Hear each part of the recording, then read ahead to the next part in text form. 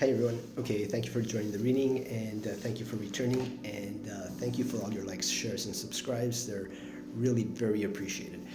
If you haven't had a chance to, please check out my two videos from yesterday. One is talking about how to improve your life. It's the one with the two cards from Brian Froud, and the other one is just a reading that perhaps you might find interesting. Okay, so I'm going to do things a little bit differently for this reading, and I'm not sure if I'm going to bring this back, if I'm going to do any other ones.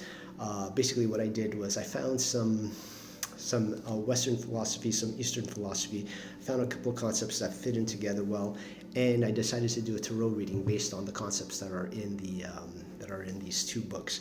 So if you do like this, please let me know in the comments, so that way I'll think about whether I should bring this back. Perhaps we'll bring it back anyways. Just takes a little bit of time to research, so that's it's a little bit time consuming on that front, but it's also perhaps very informative, and I'm bringing it to you because it might offer some way for you to reflect on some things in order to help yourself in your life. That's really why I'm doing it.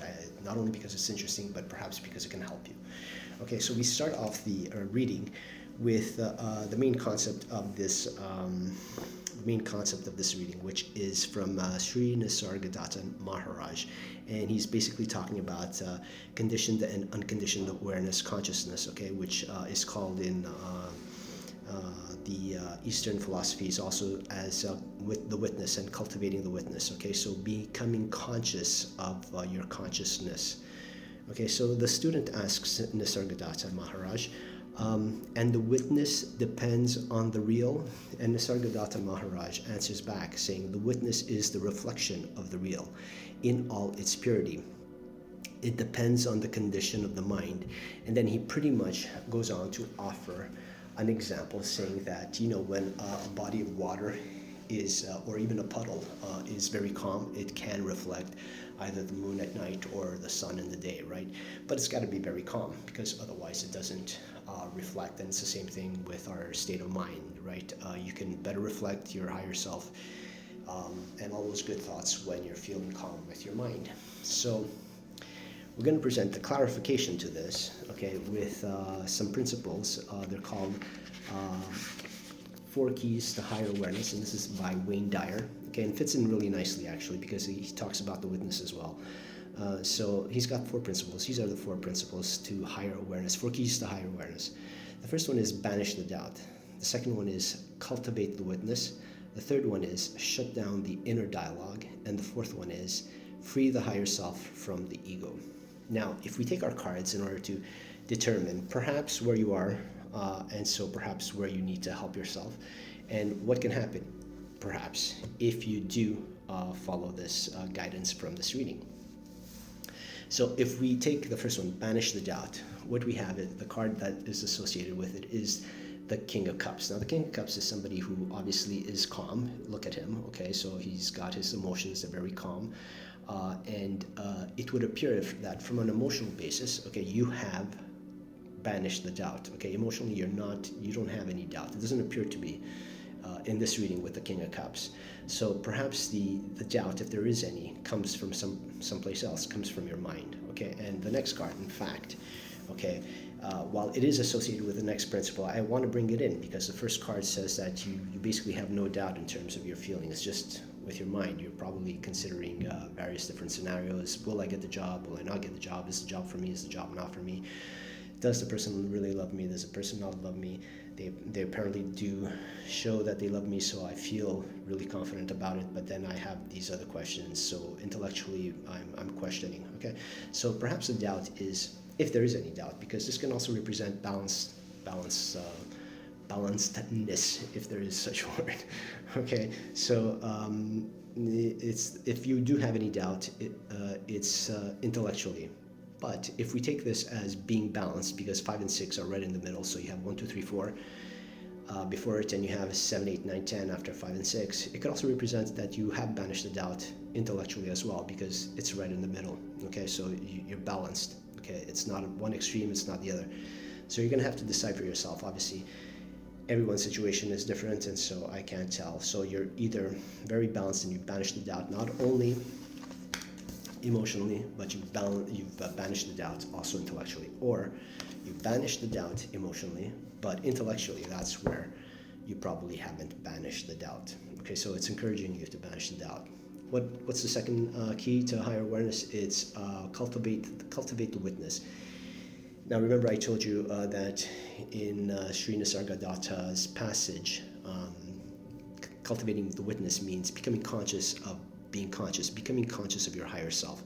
Okay, so if you take your time intellectually and decide to just calm your mind down, perhaps through meditation, perhaps through prayers, perhaps through a walk, a 5, 10, 15, 20-minute walk. If you're lucky to have some nature nearby, taking a walk in nature, that really helps. What also helps is doing various exercises, even just walking. Okay, walking can calm you down. Walking, vigorous exercise. If you go to the gym, swimming, all these things. Be careful always. Not encouraging you to do anything risky, obviously. Just slight exercise, which will calm you down. And if you do cultivate the witness, this number 5 card is saying that you'll be able to banish the doubt intellectually as well. So you will have done what the King of Cups does emotionally with your intellect side. And so you will have this wholeness that then will more easily allow your higher self to speak to you and to give you